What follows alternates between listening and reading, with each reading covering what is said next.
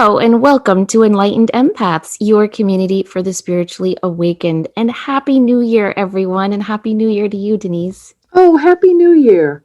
I'm really excited about this new year. I I always am. say that though, but I really am. No, I think we all are. I think we're all ready to turn a corner and start something new and put this strange year behind us. You know what I was thinking about the other day though is when everyone was going, "Oh, 2020, the year of clear vision." It really was in a lot of respects. Like we had to really go within and look at a lot of things and see them more clearly. And now we're ready to progress forward. Yeah, that's true. I think that 2020 kind of stripped us bare of Mhm. all the things that we do to keep us busy and distracted from looking at what we need to look at. So in that 2020 vision look back, it does make sense. Right. So I wanted to start off today's show by talking about this little incident that happened over the holiday. And I already mentioned it to you before, Denise, but it has really stayed with me. So we were at my sister's house celebrating her twin boy's birthday, and they blew out the candles on their cakes, and we all were like, make a wish, make a wish. And when that was all done, I said, have any of you guys made a wish on a candle on your birthday that came true? And everybody just stopped and blinked and stared at me. And finally, one person said, I don't know. I've never really thought about that.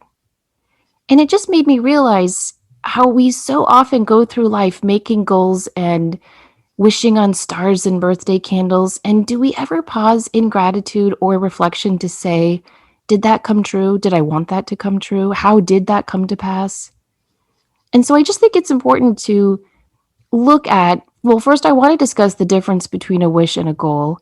And then I want to talk about how so often we accomplish the goals we set for ourselves, the resolutions we create in the new year. And sometimes we're blessed with the wishes our hearts yearn for.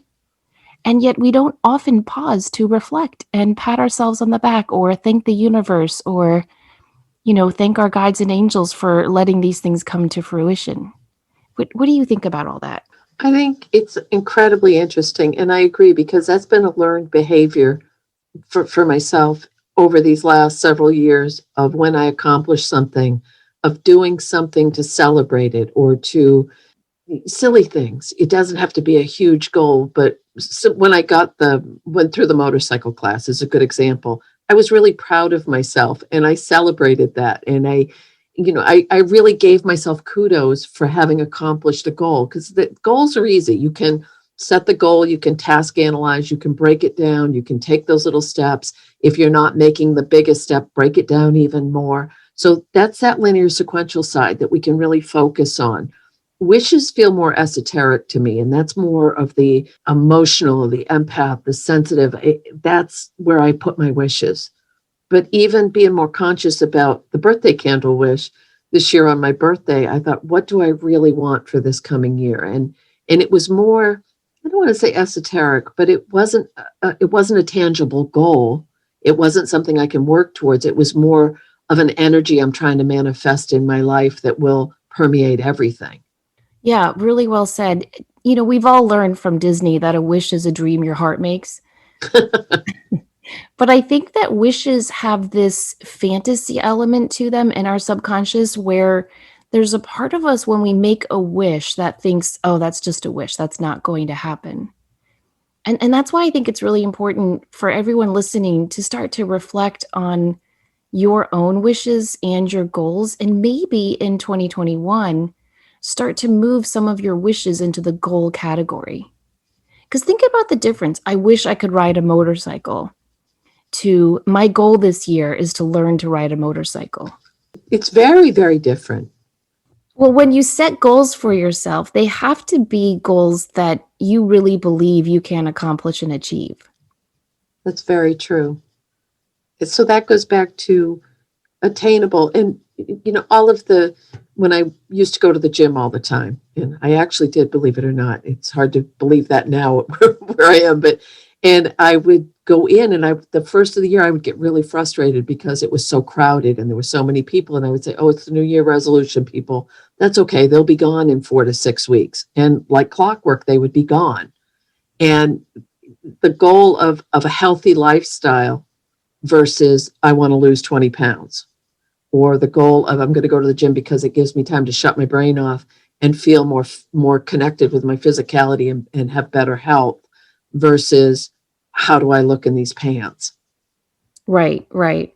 Well, I think with some goals that we set, we don't realize that these are lifestyle changes forever. You know, Right. like setting a healthy lifestyle goal, like going to the gym, that's forever. That's why I don't go on diets because, you know, they don't work for me. If you cut calories for 2 weeks, you'll lose weight, but then when you stop cutting calories, you gain weight. You know, so I think that any goal you make, it has to become a new piece of yourself that you wear every day. It can't be, I'm going to do this for 2 weeks. It has to be, this is my new norm. I think that's why so many people drop off from their New Year's resolutions in 4 to 6 weeks. And also it's habits. I mean, that's why, like, I love that book, Atomic Habits, about how really anytime you set a goal or a resolution, you have to make it a daily habit. But I also think it has to be something you really want. You really want to feel more healthy. You want to pay off the debt. There has to be an intrinsic value in order to be able to keep moving towards it. Yes, that's so true. You have to really, really want it. Over the break, I watched, which I know sounds so unlike me because I'm not a sports person, but I watched The Last Dance about Michael Jordan and the Chicago Bulls. Mm-hmm.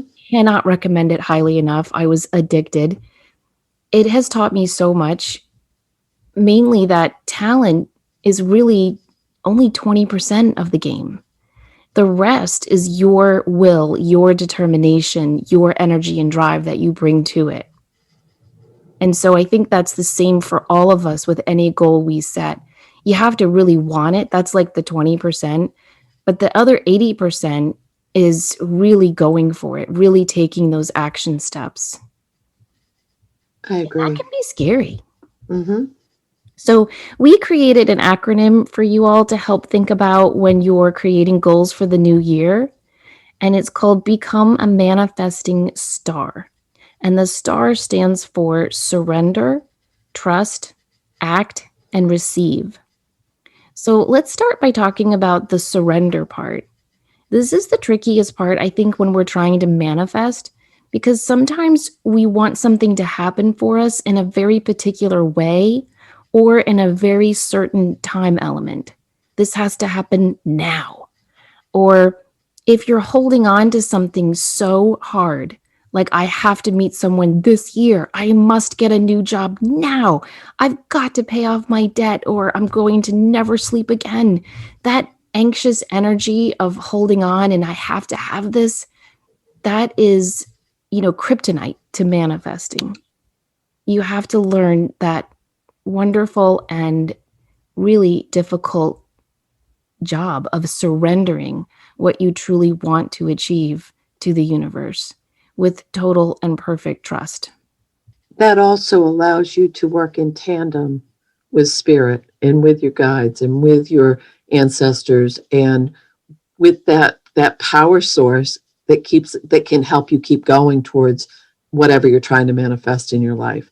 So if you have a longer term goal or something that feels a bit unattainable, or you've really raised the bar for yourself, if you know that the universe has your back and you've surrendered to that, when you do start to dip, you can like literally say, I need some help here to spirit. Yes, and that's really important. And sometimes we have to lower the bar in our goals. And I know that might sound counterintuitive, but let's say you've got this big debt hanging over your head and you're just not bringing in enough money. I mean, so many times when we have debt, it's not that there's so much shame in that, which I hate for people because I think our society is set up to keep us in debt, at least with student loans and things like that. But if you're not making enough money to pay your actual bills, then how are you going to pay off the debt? And that can feel so overwhelming. But if you surrender it and just say, dear God, dear higher power, I need help with this. You have to show me the way. And then trust that the way will be shown. and then take action, meaning, okay, maybe you can't put $200 a month towards that debt, but maybe you can put $10 a month towards that debt. And at least it's something.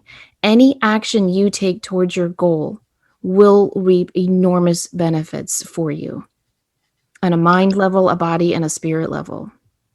Right.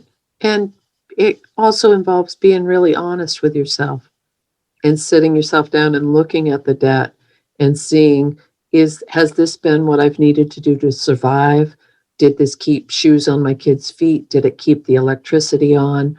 Or is it on the priority list that I go to the spa every month, but I'm not taking care of my responsibilities? And no disrespect to anyone making those choices, but I also think that that's a hard lesson. And I can say that because I've had extreme debt and I've paid it off. And it's not easy and it sucks. And you get about in the middle of it and you say, I don't want to keep doing this. I don't want to throw every extra dollar towards this debt. But when you get on the other side of it, there's a freedom and a sense of accomplishment that allows you to realize, wow, I really can set a goal and I can make it through and it can change your life. Those goals that we set that truly change the trajectory of where we're going or our quality of life, those are the big ones. They are the big ones. They are life-changing. So to me, surrender and trust go hand in hand because you have to surrender your goal to the universe while trusting that if it is in your highest good, it will be delivered to you. But some of our goals aren't for our highest good. And that's where that surrender and trust piece come into play. Some of the things that we really, really want maybe just are not part of our plan. I had a friend who was really looking for a new job, like badly. She loved her current job. She loved the people. They were like family, but it's a nonprofit. So she wasn't making a lot of money and the benefits weren't that great. And so she kept applying for all these jobs. And I mean, her CV is amazing and she just wasn't getting any offers. And she kept praying and praying. And finally I said to her, I think you just have to surrender this. Like just give it up. Write down everything you want in a job and then just burn it. Just give it away or throw it in the ocean. But you have to mentally, emotionally, spiritually, and physically surrender this because you're holding on so hard because you need it. And I get that. We've all been there. Mm-hmm. So she did. And 2 weeks later, her boss called her in and said, hey, we just got approved for this new grant. And I know you haven't been making enough money, that we haven't been able to pay you a lot, but we can give you a bump in salary now. Oh. So she was able to stay at her job. And it wasn't even an option she allowed herself to consider or contemplate until she surrendered it. Wow. And that's always a difficult piece. But if you work on trusting yourself, trusting the universe, really and truly trusting your guides and your higher self, that you have set out a soul plan that is the best for you, even if it's not what you might want in that moment. It's the best for you and your soul plan. Difficult stuff. It is, but that's a really good way to put it. And trusting that you will get on the other side of it. Yes.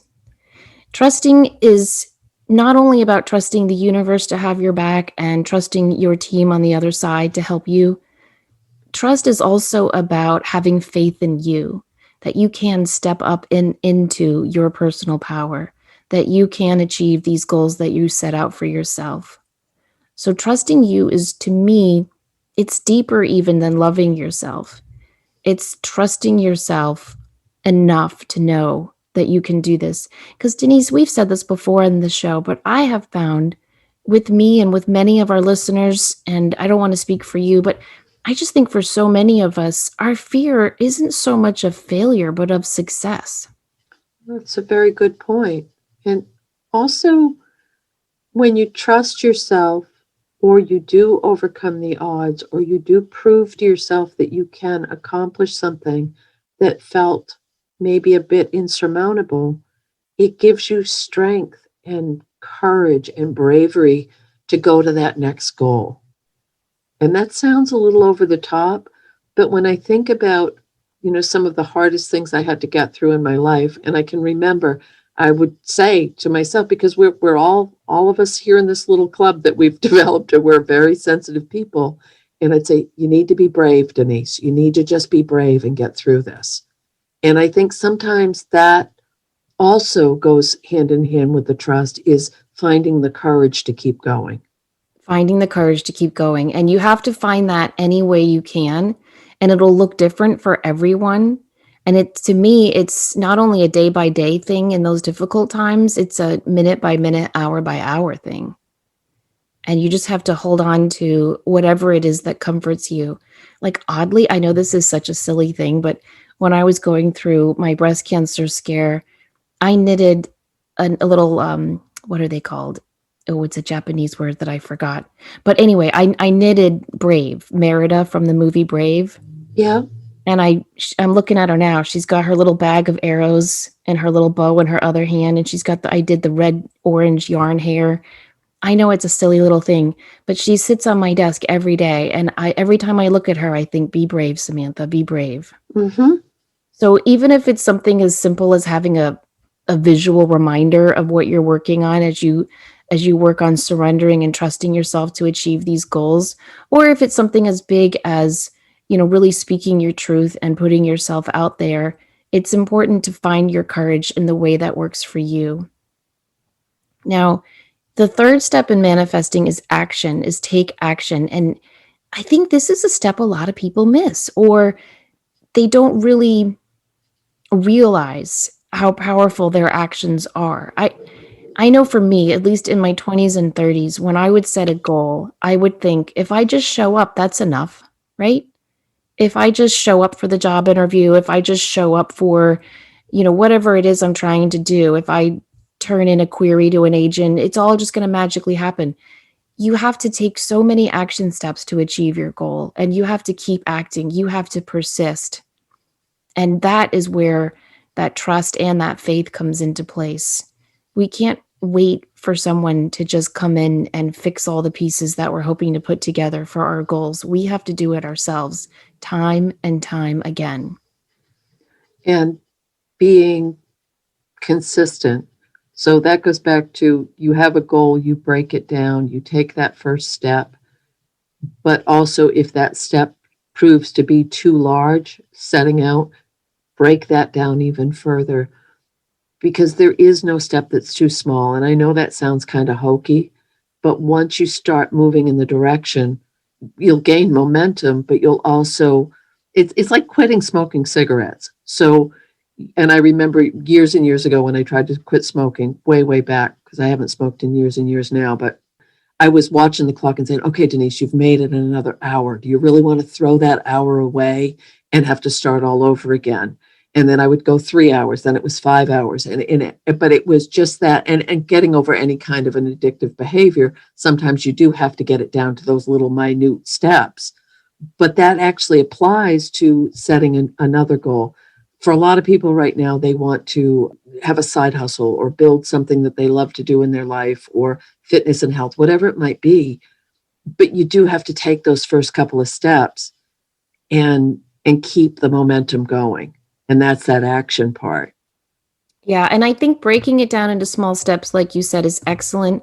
And I also think carving out all the BS and honing in on who you are, what drives you, and why you want this, and what's motivating you is going to be really key to manifesting in the new year. I just have to throw something in. And if you're either blessed or cursed with being stubborn as hell, that can be very, very helpful in goal setting. This is true. Well, like in 2020, I felt pulled in so many directions because my kids were home and I was basically helping homeschool them. And my parents have hit tremendous health crises. So I'm trying to help take care of them. And then I have work and going in a lot of different exciting directions. And every time I had all these, different aspects of my life pulling on me, I had to hone in on what's important, my children, what matters to me, my children, and so it helped me to just say, okay, you know what? I need to do A, B, and C for my kids today. I need to do D, E, and F for work today. And when that's all done, I'll handle G, H, and I, or whatever's next on the Mhm. list. So I think when you can kind of carve out your day or your plan for your goals in a way that is so filtered into the essentials, you'll find the time, you'll find the drive, and you'll find the motivation you need to take action on these goals. I think for some of us, I'm in this quadrant or whatever, I need to make things habitual. I have to make a goal. It has to become a habit. I have to be almost okay, if I'm going to exercise, it's like a Rain Man thing. Okay, I exercise at 9. At 9, I exercise so that I'll do it in that same process. So then my muscle memory, my schedule, my circadian rhythm, whatever it might be, I'm ready to do that at 9 o'clock. It's similar to if I could apply that to my devotion to journaling every morning to some other aspects of my life. But again, it's rote, it's routine, it's at the same time every day, it's the same process. And that can be another really helpful tool when you're trying to break down a goal, is to address it in the same manner or in the same time frame if that's an option. That is so important. Do you know if I don't write it down, it doesn't happen? It just doesn't happen. If I don't write it down, there's a great book on manifesting called Write It Down, Make It Happen. But I mean anything. Like I have to write on my to-do list.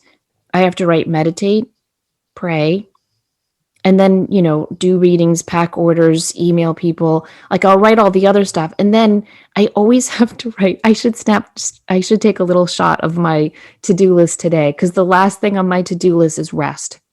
Because I swear to Oh, God, I will not stop going and going and going and then I'll look at my list as I'm running throughout my day and I'll be like, oh yeah, I need to rest at some point. we know we're both very, very sensitive people, that having that structure of a list helps to bring more balance as well. And Yes. I make my list when I'm writing in the morning. I'll be journaling away, and then all of a sudden it'll pop in, oh, pay the electric bill, and I'll write it down on my list. And I'm just, and sometimes later in the day, I get so busy or I've done so many readings and I'm kind of in that zone. And at the end of the day, I'll look at my list and say, oh, I never did this, this, and this. And then I'll address them at the end of the day. Okay, But see, I need to do that, Denise. This is probably the main reason I'm a night owl, because I write my list at night before I go to bed and then I get all panicky. Like, why didn't I do that today? How could I have forgotten to pay that electric bill? And then I get all amped up and I'll start doing stuff at night. oh, no, but that's a really good clue, is that if you wake up in the night and you're worried, oh, I've got to remember to, and you'll start playing it. I have to remember to pay that bill. I have to remember to go pick up that package, whatever it might be. If you jot that down on a piece of paper at night, you can get right back to sleep because Yes. you won't, that's a good thing to remember. That is absolutely true. And if you're not a good paper writer, just open up the notes or reminder app on your phone and put it in there. What I'm trying to do now is get away from the nighttime to-do list. I still do it, but what I'll do is throughout the day, I'll just add to it. Like my kids will come up to me, we're at a conditioner, and I'll just add it to my list. You didn't Mhm. sign me up for the ACT yet. I'll add it to the list. So the list grows and grows, but at least it's there. Okay. So do you transfer the stuff from today's list that didn't get done to tomorrow's list? Yes, I do. Okay, I do too. And I even put like a little line next to each thing. So, because I get so much happiness from putting a check mark next to it. Oh, I crossed those bastards right out. Boom. Okay, the last aspect of our acronym is receive. And this kind of reflects back on what we were talking about in the beginning of the show, is that you have to open your arms wide to receive what the universe is trying to co-create and bring to you. So not only does this tie in the reward part, where you really do need to reward and recognize yourself when you have accomplished a goal, I also think when you're in the process of manifesting, when you're consciously co-creating and you're putting it out there, I want to manifest this. In your daily life, you have to be open to receiving. So if someone says, hey, can I help you with that? Can I get the door for you? Or gives you a compliment, anything that has to do with receiving, it's so important during the manifesting process to open your arms, metaphorically or literally, and say yes. Yes, you can help me with that. Yes, you can hold the door for me. Yes, thank you. I thank you for saying I look nice today. But learning to be a really good, generous receiver to me is just as important as learning to be a good, generous giver. It's a cyclical thing.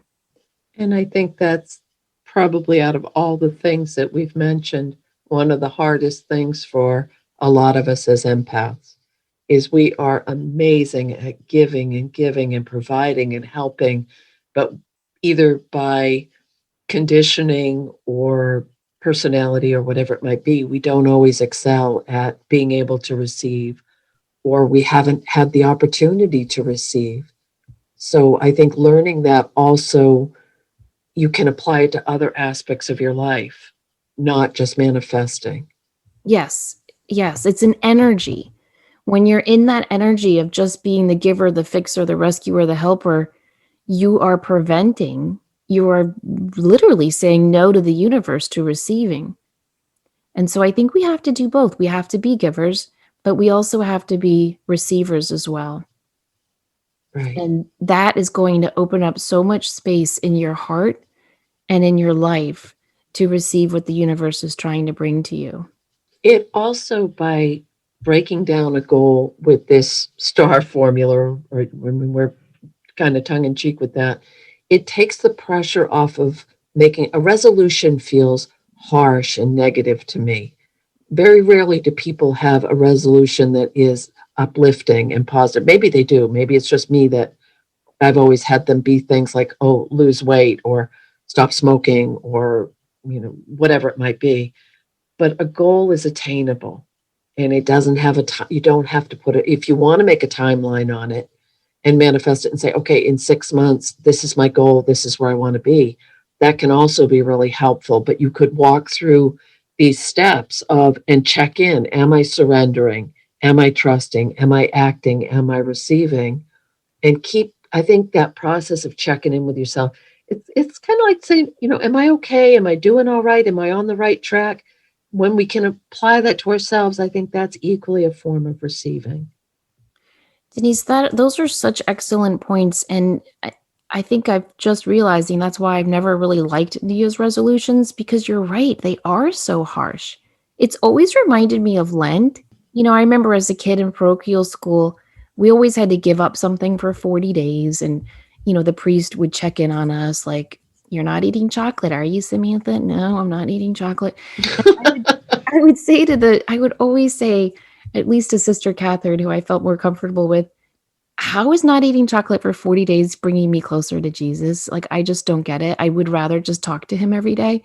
And she would say, well, it's reminding you of the suffering he went through for us. I think we're culturally conditioned in a way to feel as though we have to give up something to be better people. Right. And that's not always the case. Sometimes goals can be just, I'm going to love myself more this year, or I'm going to accept myself as I am, or I'm going to create more time in each day to do what I truly want to do. And I think when we have goals like that, in addition to practical goals, like going to the gym or giving up cigarettes or cutting down on debt or any of the things we've mentioned, I think it shows a really, really good aspect of self-care that we need to think about as well. Oh, I love that. That's an excellent, excellent way to look at this. So I think it's just important when you're talking about manifesting. There are so many aspects into setting goals, creating goals, and achieving goals. And this is just kind of a brief preview of really what you need to know in order to set goals that work. There's just so much that goes into it because not only do you have to set realistic goals that you actually want to achieve and are willing and ready and able to take action steps towards creating in your life, but you also have to surrender all the blocks that you might be putting up towards that goal. So, blocks of lack of self worth, blocks of doubt, blocks of fear, and learning to get into that unconscious part of yourself is really, really important. I think it's also really vital. Right now, the energies a lot are about, I've been seeing this a lot in readings and feeling it for myself as well, of people are trying to figure out how to put themselves at the front of the line. What do I really want for me? And if you've been in that caretaker role or a single parent, or you're in a job where people rely on you, you're constantly, we're going back to the constantly giving, providing, nurturing other people, making it all okay. Sometimes taking a step back and saying, what do I really want for me, when you're setting a goal, and not in a selfish or an egotistical way, but that can also help you really align with, is this important enough to me on an internal deep level that I'll want to stick with it and it's going to help me shift my life in a new direction. That's a really important aspect of this as well. You cannot have goals that are for other people. Your goals have to be all about you. Right. And I think a lot of people need to remember that. And I think some of us, especially empaths, we have a hard time just thinking of ourselves. We're not comfortable being selfish and self-focused. And yet goals only work when they're about us. And if you're having a hard time thinking of a goal that's just about you, just imagine the fairy godmother from the Cinderella Disney stories popping in front of you and saying, you have 3 wishes. What do you want? And just sit with that and see what are the first 3 things that come to your mind, and can they become goals? Because some wishes need to stay wishes, right? Like, I want to spend a year traveling. That ain't happening right now. You know what else is interesting is when the 3 wishes, even though my sons are grown men, they're always my first wish. I want my boys to be happy, healthy, and safe. And that's always going to be on my list of 3 wishes, no matter how old they get or how old I get. It's just, that's my default position. But I think part of this as well is giving yourself permission to want something, and to find it in you. Like, what will bring me joy? So back to, if you're thinking, I need to lose, I'm going to use the gym analogy again. One of the reasons I went to the gym was because I knew I need to stay healthy, strong, so that I can keep going with being a single parent, taking care of things, having the resilience. There were people counting on me, and I needed to be there. So you may set a goal for your own self that has a ripple effect with people that you love. So it doesn't mean that you're not still focused on you. That's excellent. Now, have you chosen a word for the year? No, I'm working on it. I may not. Maybe I'll give it some thought, but I don't have one ready yet. How about yourself? Yeah, I'm still debating and trying to choose. I really, really am trying to meditate on that. I always pick a word every year, and I don't know, it feels harder this year. A lovely listener and client emailed me and asked me to tune in for her word of the year. And at first I was like, no, I'm not going to do that because it's such a personal thing. I really feel like it's something you really need to think about. Oh, a ladybug just landed on the window outside my office. Oh, That's good luck for all of us. Okay, so anyway, but then I was like, okay, it's 2020. We've all had a shitty year, and if she needs some help, I'm going to do my best. So when I meditated, I just visualized a chalkboard, and I saw the word easy being written across the chalkboard, and I thought, well, that's a good word for this year, after the year we've just come off on, easy. But I don't want to take her word. So I am thinking about maybe fun. Oh, fun's a good word. Just fun, just to have more fun. 2020 did not feel very fun to me. No. And so I don't know. I haven't settled on it. I think it's important. I like choosing a word of the year because, like we were saying in the middle part of the show, kind of carving out all the chaos and nonsense that tags along with the goals. Like, ooh, what happens if I do accomplish that? What will change in my personal life? How will I handle this? Will I have to move? If you just carve out all that nonsense and focus on what you want and what's in your best interest, and sometimes choosing a word of the year helps us do that. But I do think those words do come true. And so I think we have to choose them carefully. Like, my word of the year for 2020 was joy. And throughout the months, I thought, well, this is not very joyful. But I'll tell you what 2020 did do is it taught me what was joyful. And it helped me to focus on the small joys in my life in ways that other years have not taught me that. So it did happen then. It did happen because in many ways, 2020 was a simplified year. I wasn't driving my kids to school. I wasn't going off to this place and that place to teach workshops. I wasn't traveling. I wasn't running to and fro. And there can be a lot of joy in staying home. And I felt so much joy in just being grateful that for the moment, we're all healthy in my family. Right.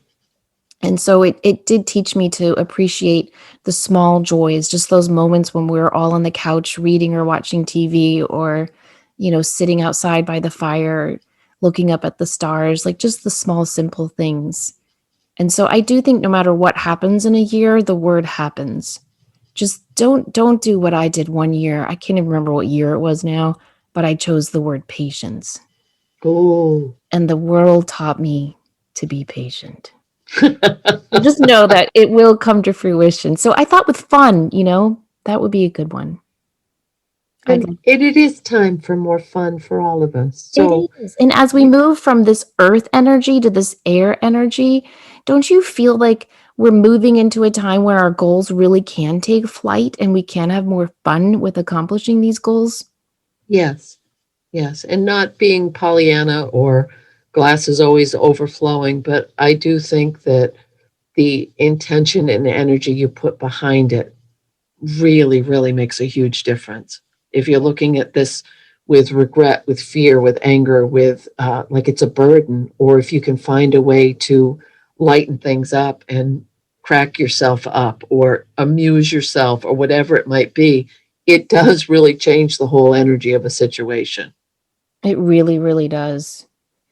So, not to sound like a self promoting PT Barnum person, but I do have an ebook on my website called Manifesting Miracles, and it comes with a meditation, a guided MP3 meditation that trains your subconscious to manifest with you, working on the reticular activating system part of your brain. So, if you want to check that out, you can go to samanthafay.com and it's under e-courses. Perfect, perfect, perfect. And what a perfect time of the year to buy that, because then you can really start to set some goals. And I think we all need some fun goals this year. I don't know. I don't know what I'm going to learn yet this year. I have to work on that. One thing I know, Denise, is when you set a goal, you achieve it. You are a manifesting star for sure. So thank you guys so much for listening. We hope you have a wonderful, happy week. Don't forget, as always, to show up, do great work, and share your light. Take care.